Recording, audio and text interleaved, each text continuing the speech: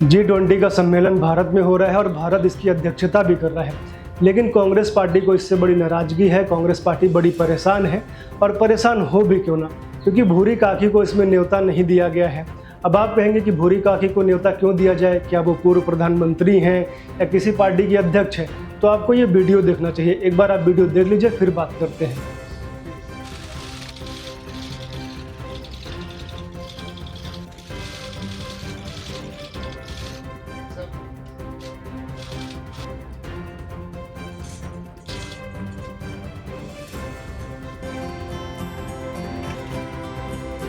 तो अब आप समझ गए होंगे कि भूरी काकी कोई पूर्व प्रधानमंत्री तो नहीं है, लेकिन वो सुपर प्रधानमंत्री रह चुकी हैं और सुपर प्रधानमंत्री होने के नाते भूरी काकी को आमंत्रण तो मिलना ही चाहिए था। दूसरी बात, कांग्रेस पार्टी इसलिए भी दुखी हो सकती है कि उनके पार्टी के अध्यक्ष मल्लिकार्जुन खड़गे जी को इस पार्टी में न्योता नहीं मिला है डिनर करने के लिए। तो मोदी जी ने सोचा होगा कि पिछली बार जब हमने मल्लिकार्जुन खड़गे को बुलाया था 15 अगस्त पे झंडा फहराने का, जब हमारा भाषण हो रहा था, तब मल्लिकार्जुन खड़गे जी ने बोला कि मुझे अपने घर पे भी झंडा फहराना था, फिर उसके बाद मुझे पार्टी के ऑफिस में जाकर भी झंडा फहराना था, इसलिए मैं वहाँ पर नहीं आ पाया। तो मोदी जी ने सोचा होगा कि यदि हम इनको डिनर पे बुलाते हैं तो वो यह भी कह सकते हैं कि मुझे अपने घर पर भी डिनर करना है, फिर उसके बाद मुझे जाके पार्टी के ऑफिस में भी डिनर करना है और यहाँ भी डिनर करना होगा। G20 में तो कुछ ज़्यादा ही हो जाएगा। तो मोदी जी ने उनका स्वास्थ्य का ध्यान रखते हुए उन्हें इस बार डिनर पे नहीं बुलाया होगा। कांग्रेस पार्टी से अन्य विपक्षी पार्टियों से यह भी बात उठाई जा रही है कि मल्लिकार्जुन खड़गे को इसलिए नहीं बुलाया गया क्योंकि वो दलित हैं और मोदी जी और बीजेपी जो है दलितों का अपमान करते हैं, दलितों को नहीं बुला सकते, नहीं तो अशुद्धि हो जाएगी। तो उनको यह बात भी पता होनी चाहिए कि ये जो पूरा डिनर है उसका आयोजन जो है भारत की राष्ट्रपति द्रौपदी मुर्मू जी कर रही हैं, जो कि एक आदिवासी जनजाति से आती हैं। तो क्या आदिवासी जनजाति ने मना कर दिया होगा इनको बुलाने से?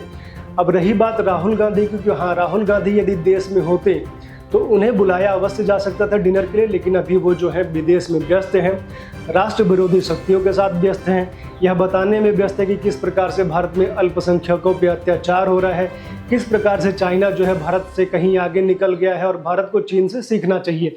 यही सब बताने में जो है राहुल गांधी व्यस्त हैं, इसलिए उनको नहीं बुलाया गया। कांग्रेस पार्टी जो है एक और बात को लेकर आपत्ति दर्ज करा रही है कि मोदी जी इतनी साफ सफाई क्यों दिखा रहे हैं, जो झुग्गी बस्तियां हैं या फिर और जो गंदगी है उसको छिपा क्यों ले रहे हैं।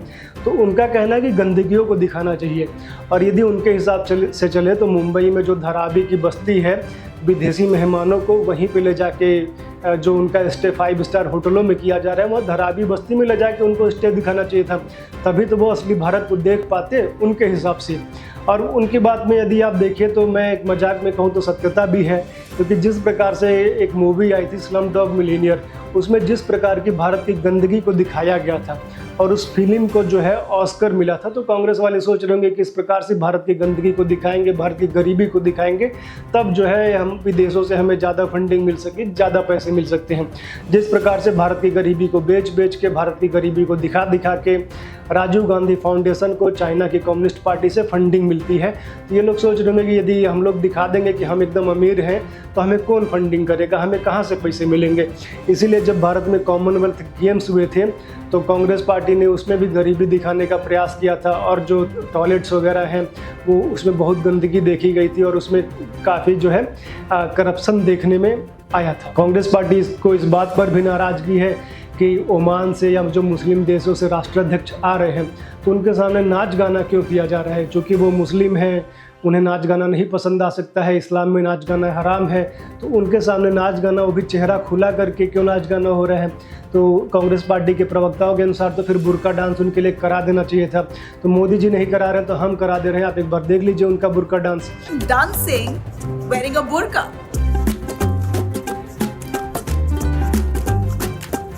ये वही कांग्रेस पार्टी है, इनका कहना एक हिसाब से ठीक भी है, क्योंकि जिस प्रकार से 1955 में जब नेहरू जी देश के प्रधानमंत्री थे तो सऊदी अरब के किंग आए थे बनारस में, चूँकि वो वहाबी सोच के थे, कट्टर इस्लामी विचारधारा रखते थे, तो भारत के लोगों को ये लगता था, भारत के प्रधानमंत्री को ये लगता था कि यदि वो मंदिरों को देखेंगे तो उनकी सोच को धक्का लग सकता है, उनकी भावनाओं को ठेस पहुंच सकती है। तो बनारस में उनके रास्ते में पड़ने वाले जितने भी मंदिर थे, जितनी भी मूर्तियां थी, सभी को कपड़ों से ढक दिया गया था।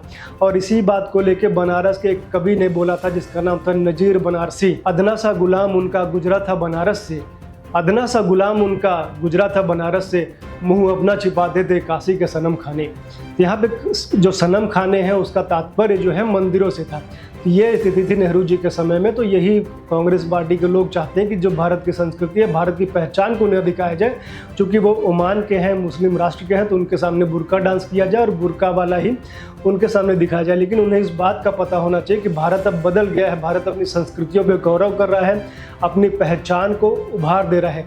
इसीलिए जो है इंडिया की जगह भारत नाम का प्रयोग हो रहा है। अब कोई राष्ट्राध्यक्ष भारत में आता है तो उसे ताजमहल नहीं, उसे गीता दिया जाता है।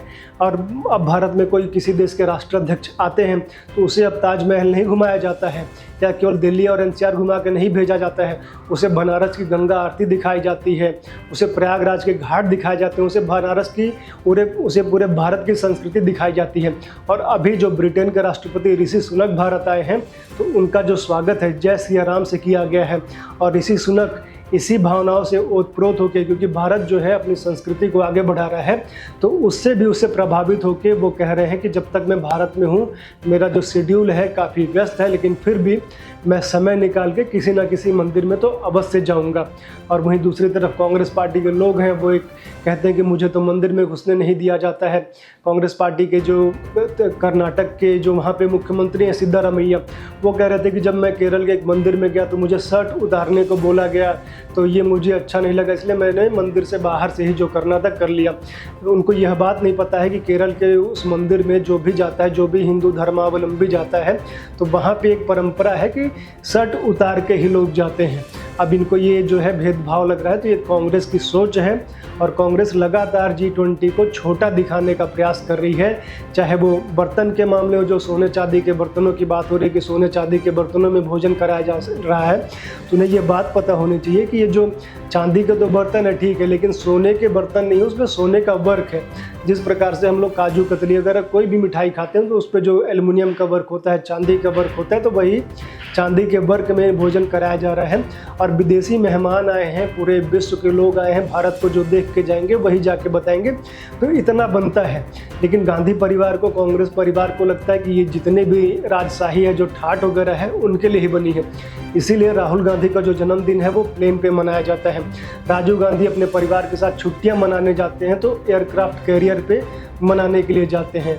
एयरक्राफ्ट कैरियर जो देश की सुरक्षा के लिए काम आता है, उस पर राजीव गांधी जो है छुट्टियां मनाने के लिए विशेष रूप से जाते हैं। एक बात और जो लिब्रांडुओं को जलन देगी और बर्नौल की जो पूरी डिमांड है वो बढ़ जाएगी कि इस जो G20 हो रहा है उसमें घोषणा पत्र आने की पूरी संभावना बन गई। चूँकि होता ये है कि जहाँ कहीं भी G20 का सम्मेलन होता है तो उसमें एक घोषणा पत्र जारी होता है, सभी देश मिलकर एक बात पे सहमति बनती है और उनका एक डिक्लेरेशन होता है।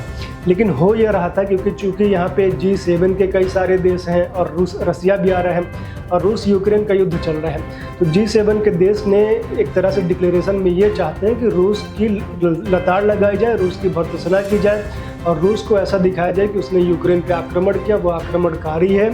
और लेकिन जो रूस है वो ये बात नहीं चाहता है और भारत चाहता है कि एक ऐसा डिक्लेरेशन हो, एक ऐसा घोषणा पत्र आए कि जिसमें इस तरह की बातें ना हो कि रूस को बुरा लगे। नहीं तो यदि रूस को बुरा लगे तो रूस इस पर वीटो भी कर सकता है।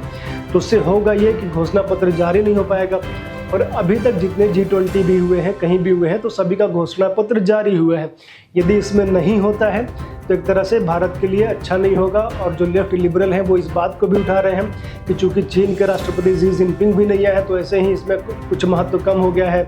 घोषणा पत्र भी नहीं जारी होगा तो और महत्व कम हो जाएगा, भारत की किरकिरी होगी।